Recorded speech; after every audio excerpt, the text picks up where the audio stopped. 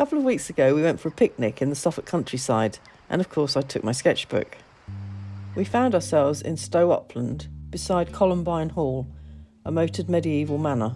Over 600 years old, the deep and wide moat that surrounds it is thought to be older still and built to resist Viking raids. The resident lords of the manor from before 1242 were the Hotots, one of whom is the probable builder of the present hall in about 1390. It was originally much larger, its great hall having long since disappeared. The hall was sold to the Potter family in 1914 and was used in World War II to train land girls. It's been home to the present owner and his late wife since 1993, when they restored it to much critical acclaim. I'm just measuring with my pencil. As usual, I'm starting with a watercolour pencil so I don't have to rub out my lines later. I think I'm a little bit too close because these weeds are right in my way, so I may move back.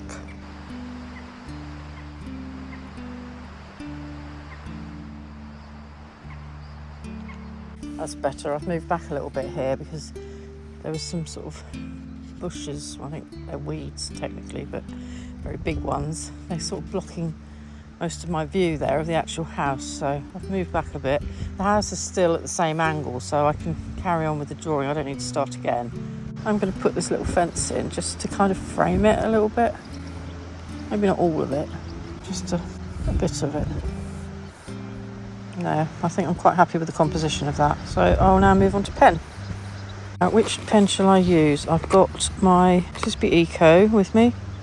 I've got my Sailor Fude and I've also got my Eco Sport. I think I'll go for the Sailor. I'm going to start over here on the left-hand side so that I don't smudge it. The weather can't make its mind up. When the sun comes out, it's absolutely boiling and lovely. I don't take my coat off because the sun's not staying out for very long. It's a typical bank holiday weekend, to be honest. So I'm not sticking rigidly to the lines. They're just a kind of guide. If I think something doesn't look quite right, then I'll correct it. Now, luckily, with these really old buildings, the walls aren't straight, so you don't have to worry about being able to draw a straight line. And like I said in my last video, I always put at least 2 lines around the outline of windows. Otherwise it can look a bit like a child's drawing of a window if you just draw, a box with a cross in the middle. That's underneath that chimney, so that's pretty much in the right place.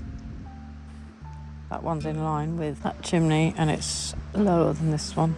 So I'm just lining things up with each other. Probably haven't foreshortened that quite enough.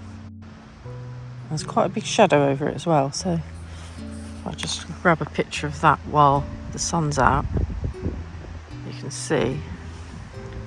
I'm going to make sure I get a nice shadow when I paint it. Let's hope the sun stays out for a little while. My windows are completely wrong. Look, that's meant to be the same level with that.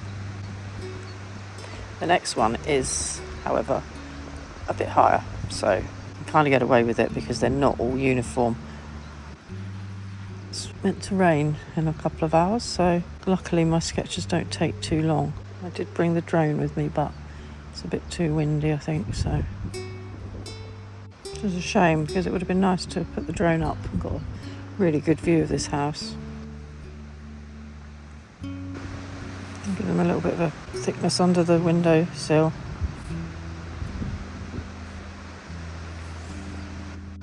I'm waffling on. I've got no idea if the wind is too much and I'm going to have to edit all this out. Did I remember to bring in any little microphones with me? Nope. Oh, I bought them really, I never bring them. I'm just going to draw a few little bricks in, just to break it up a little.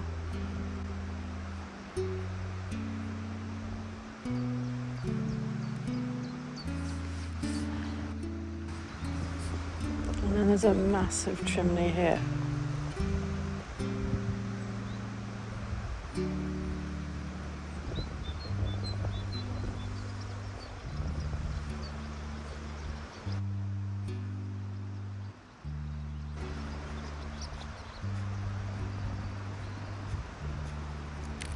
Thank you, whatever you are.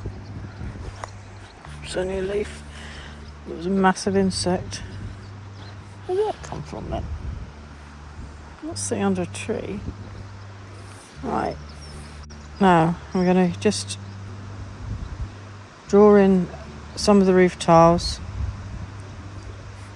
Again, something I mentioned in a previous video, that sometimes these big expanses of the roof or bricks or walls can look quite boring when you add paint. So it's quite good to add a bit of texture. And some people like to draw in all of them. I don't, because I haven't got the patience. And also I do try to go for a sort of slightly looser style. But there's no right or wrong way. Just do what you like and the effect you like. I found that looking at lots of books, like in the Urban Sketches series, and you get lots of examples in there of people's sketches, and you can just take the bits that you like, try and sort of draw in that style of someone you really like, and just try doing it in that style. And sometimes it works and sometimes it doesn't, but it's the fun of trying, I find.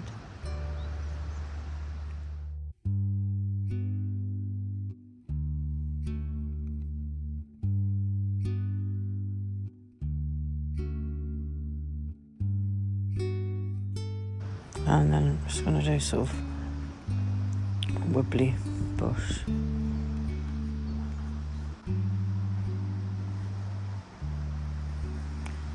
Again, the fence isn't straight, so that's good. Some might say rickety. Just using the tip of the few-day nib here to try and get sort of some lighter foliage.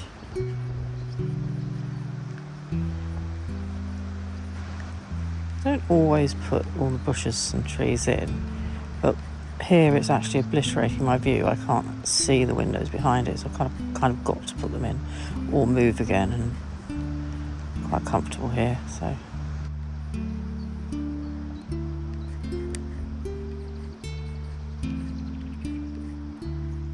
I'm going to make this a little bit lighter because it's in the background. It's not my main focus, so to kind of try and bring the main building to take centre stage, if you like. I'll just draw it in very lightly.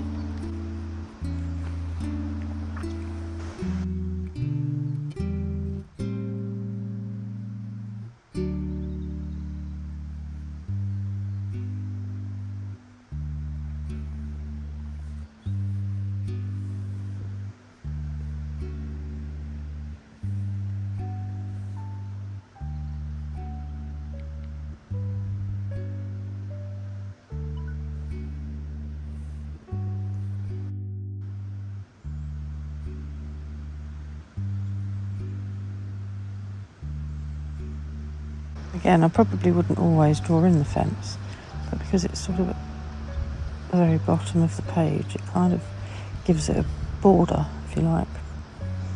So I quite like having it there.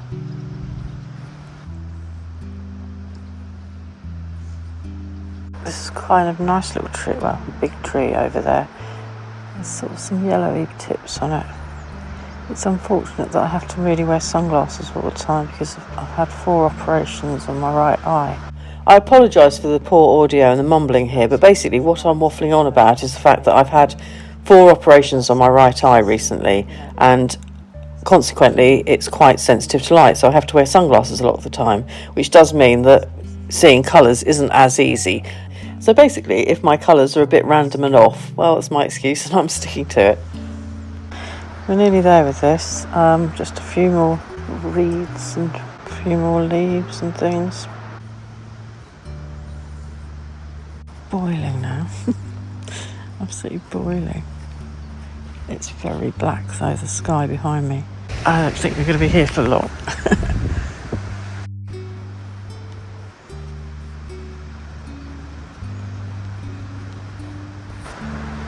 Okay, I've kind of rushed it a little bit because I do feel that it's going to rain, but I'll keep going for now. So there's the ink work done. At this stage I'm not even sure if it's worth getting the paints out because there's a really black cloud behind me. I I did, however, decide to get the drone out.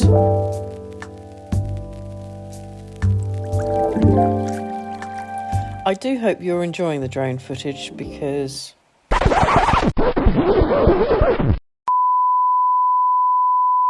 luckily it was fine.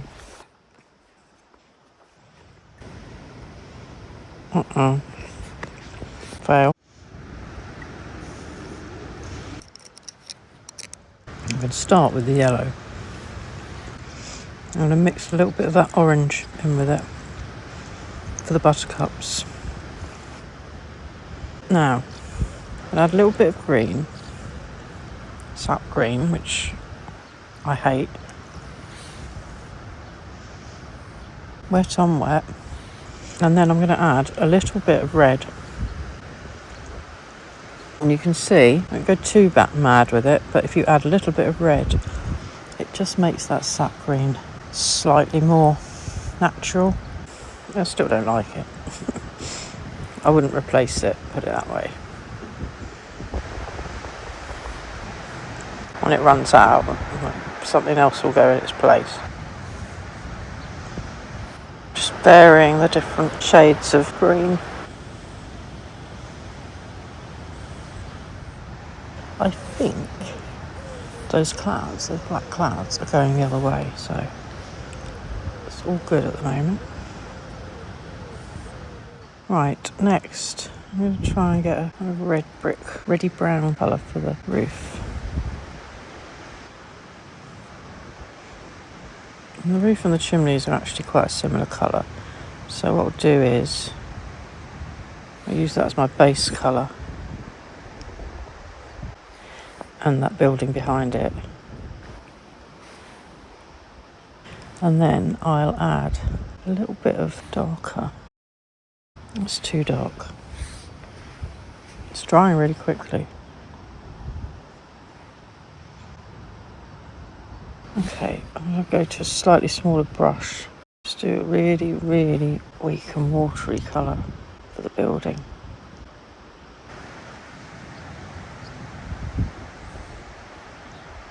That little bridge is really quite orangey coloured. So as you can see, the painting has taken like about 5 minutes.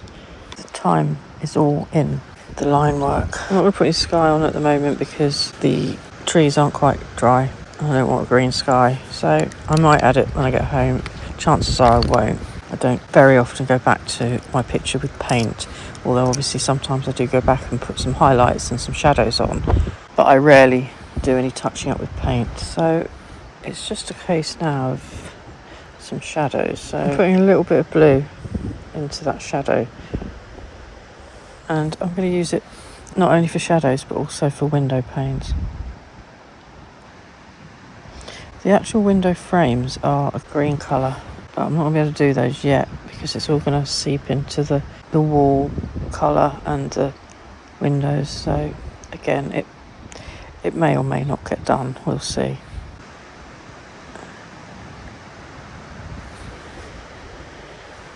I have to work quite quickly before the sun goes in again. Some little shadows behind the chimneys I can just about see. I'm not sure the paint's quite dry enough for me to do those. You can see adding the blue to the shadows is quite effective. I used to just do them black, but they're not. And adding a bit of blue really does make them a bit more lifelike.